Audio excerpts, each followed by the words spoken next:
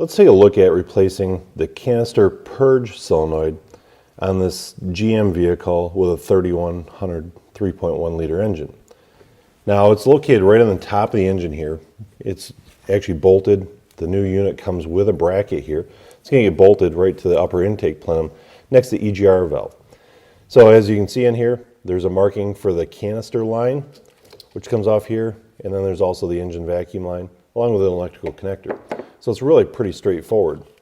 So first thing, I'm going to disconnect the electrical connector and get it out of the way. I'm also going to unplug the EGR valve, just open things up, let us get a little bit better access to it there. I'm also going to take a screwdriver and I'll pop open the harness hole down here, and with the same screwdriver I'm going to do some gentle prying on the vacuum lines here for the canister. So here's the first one. Then we've got the one going to the canister itself. Give it a little bit of a pinch to release the tabs and slide it out of the way.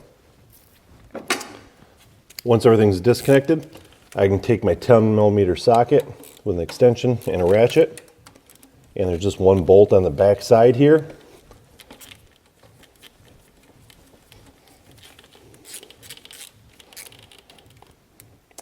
Once the bolt is loose, the unit is free and we got it out of there. Now it's a good idea to take a look at it, make sure that there's no debris coming out of this. Quite often if the canister gets contaminated, it's going to cause this to stick open. So if there's any debris in there, we would want to replace the canister and certainly flush the lines. This one appeared to be okay. So I'm going to take my new canister purge solenoid, install it back in the same location, start the bolt by hand, and we'll run that bolt down the rest of the way using our ratchet and socket.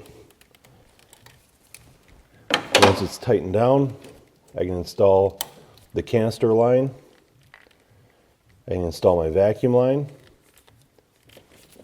then we'll plug in the electrical connection as well as the EGR connection we disconnected, clip our wire harness back in place, and of course we're going to clear any trouble codes that may have been set by the faulty purge solenoid.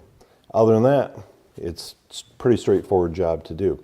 Hopefully now you understand what it takes to replace the canister purge solenoid on a GM 3100 engine.